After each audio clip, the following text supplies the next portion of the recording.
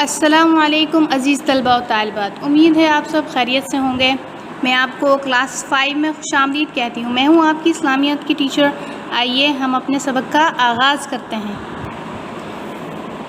باب دوئم، ایمانیات و عبادات۔ ایمان لفظ امن سے بنا ہے۔ اسلام میں ایمان زبان سے اقرار اور دل سے تصدیق کرنے کا نام ہے۔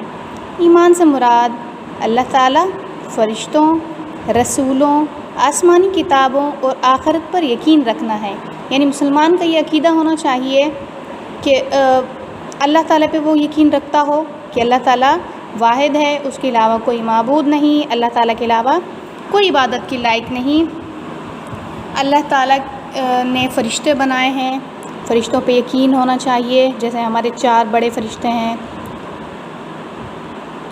رسول ہمارے 1,24,000 جو پیغمبر ہیں، ان میں سے کچھ رسول ہیں جن پہ قرآن شریف، جیسے حضرت محمد صلی اللہ علیہ وسلم پر قرآن شریف نازل ہوئی، اسی طرح سے باقی نبیوں پہ بھی، باقی رسولوں پہ بھی اسلامی کتابیں جو ہیں وہ آسمانی کتابیں نازل ہوئی ہیں۔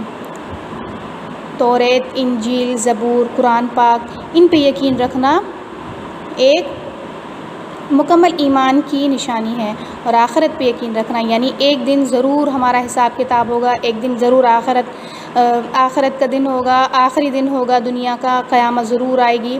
یہ مسلمان کا عقیدہ ہوتا ہے۔ عبادت زندگی کا نام ہے، عبادت بندگی کا نام ہے، یعنی اللہ تعالیٰ کی عبادت کرنا ہماری بندگی ہے۔ آقا کا حکم ماننا بندگی ہے۔ اللہ تعالیٰ ہمارے آقا ہیں، اللہ تعالیٰ ہمارے مالک ہیں، ان کی بندگی کرنا، ماننا ہم پہ فرض ہے۔ حکم ماننے والے کو عبد کہتے ہیں۔ اللہ تعالیٰ ہمارا آقا ہے، اسی کی ذات بندگی کے لائق ہے، یعنی کہ ہم لوگ مسلمان ہیں، ہمارا یہ عقیدہ ہے کہ اللہ تعالیٰ واحد ہے، لا شریک ہے، اس کو کوئی شریک نہیں ہے، اور صرف اسی کی ذات جو ہے وہ بندگی کے لائق ہے، یعنی اسی کی جو ذات ہے اس کا ہمیں حکم ماننا ہے، وہی ایک ذات ہے، اس کے علاوہ کوئی نہیں ہے جو ہمارا معبود ہو۔ ایمان کے بغیر عبادت مقبول نہیں، اور عبادت کے بغیر ایمان کامل نہیں، یعنی ایمان نہیں ہے تو آپ کی کوئی عبادت قبول نہیں ہوگی۔ اور اگر آپ عبادت کرتے ہیں، عبادت نہیں کرتے اور آپ مسلمان ہیں، آپ اللہ تعالیٰ پہ اور ان سب چیزوں پہ یقین رکھتے ہیں، ان سب باتوں پہ یقین رکھتے ہیں، تو آپ کی عبادت، آپ کا ایمان جو ہے وہ مکمل نہیں ہوتا۔ دنیا آخرت کی کھیتی ہے، یعنی دنیا میں ہم جو کام بھی کرتے ہیں وہ ہم آخرت کی تیاری کر رہے ہیں۔ ہمارا ایمان یہ ہے کہ یہ کائنات ایک دن فنا ہو جائے گی، ایک دن مقررہ وقت پر اس کائنات کا نظام درہم برہم ہو جائے گا، اور یہی قیامت ہے، یعنی ایک دن ایسا آئے گا کہ سب کچھ ختم ہو جائے گا۔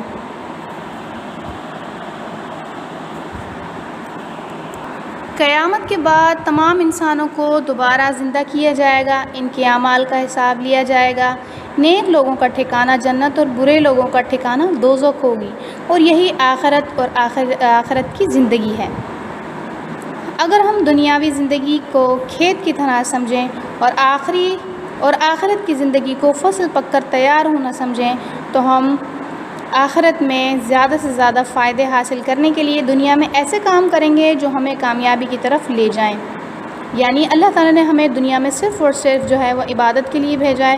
اس کے علاوہ اگر ہم اپنی زندگی کو صرف اللہ تعالیٰ کی عبادت کے لیے مختص کر دیں، صرف اللہ تعالیٰ کی عبادت کے لیے ہم پیدا ہوئے ہیں، ہم اس بات کو ہر وقت یاد رکھیں، تو میرا خیال ہے کہ ہم آخرت کی تیاری بہت اچھے طریقے سے کر سکتے ہیں۔ اچھا پھل حاصل کرنے کے لیے پانی، اچھا بیج اور اچھی کھاد ضروری ہے۔ اسی لیے اگر ہم نیک کام پانی کے طور پر اور عبادت زرخیزی کے طور پر کریں گے، اور آخرت کے پھل کو شیطان اور برے کاموں کے شر سے بچائیں گے، جس طرح کسان اپنی فصل کو بچاتا ہے، تو ہمیں بھی اچھا نتیجہ ملے گا۔ جنت کے عمدہ باغات جن کے نیچے دودھ اور شہد کی نہریں بہتی ہوں گی، کم خواب و اطلس کے تکیے، سونے کے تخت، وہ ہر وہ چیز جو ہم چاہیں گے اللہ تعالیٰ ہمیں عطا فرمائے گا۔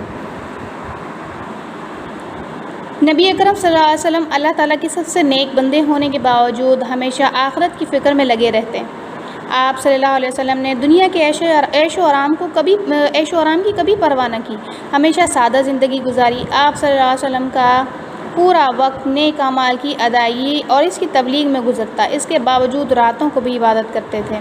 صحابہ کرام بھی آپ صلی اللہ علیہ وآلہ وسلم کے نقش قدم پر چلتے ہوئے ہر وقت آخرت ہی کی فکر میں لگے رہتے۔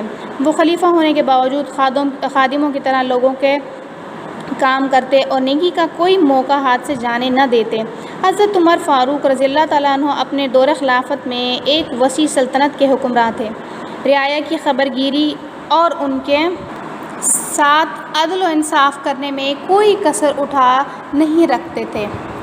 پھر بھی خوف آخرت کا یہ حال تھا کہ ایک روز گھاس کا ایک تنکا زمین سے اٹھا لیا اور فرمایا، کاش میں یہ تنکا ہوتا، کاش میں مٹی ہوتا، کاش میں پیدا نہ ہوا ہوتا۔ حضرت عثمان رضی اللہ عنہ آخرت کی خاطر اپنے مال کو اللہ تعالیٰ کی راہ میں خرچ کرتے۔ حضرت علی رضی اللہ تعالیٰ عنہ اللہ تعالیٰ کی راہ میں جہاد کرتے اور آخرت کو دنیا پر ترجیح دیتے تھے۔ یعنی جتنے سارے خلیفہ تھے، جتنے سارے صحابہ کرام تھے، جتنے انبیاء کرام تھے، سب کو آخرت کی فکر ہوتی تھی، ان سب کو دنیا کی فکر کم تھی۔ صرف وہ اپنا اتنا کماتے، اتنا کھاتے کہ وہ زندہ رہ سکیں۔ ان کو صرف آخرت کی فکر ہوتی تھی کہ اللہ تعالیٰ نے جب ہمیں عبادت کے لیے پیدا کیا ہے تو ہم پوری کوشش کریں کہ ہم اس بات کا حق ادا کر سکیں کہ اللہ تعالیٰ نے ہمیں جس مقصد کے لیے پیدا کیا ہے اس مقصد کو ہم پورا کر سکیں۔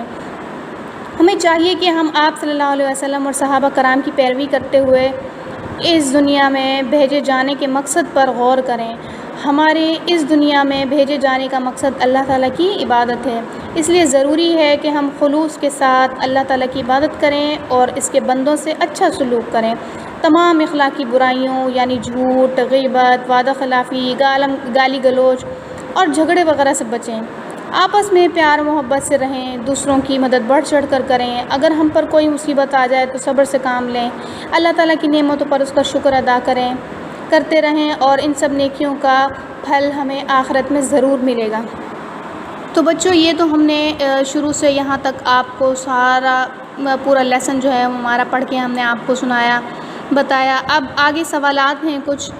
ایمان سے کیا مراد ہے؟ آخرت کا مطلب کیا ہے؟ آپ صلی اللہ علیہ وسلم اور صحابہ کرام نے آخرت کی تیاری کس طرح کی؟ اچھے انجام کے لیے ہمیں کیا کرنا چاہیے؟ اب یہ ہمارے سوالات ہیں اور یہ نیچے بلینکس ہیں، یہ ٹوٹل ہمارے 5 بلینکس ہیں۔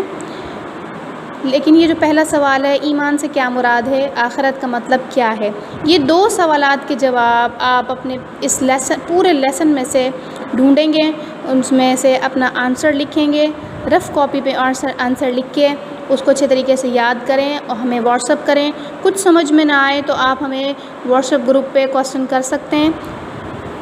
اپنا خیال رکھیے، اپنا ہوم ورک ٹائم پہ سبمٹ کرائیے۔ ٹیک کیئر، اللہ حافظ۔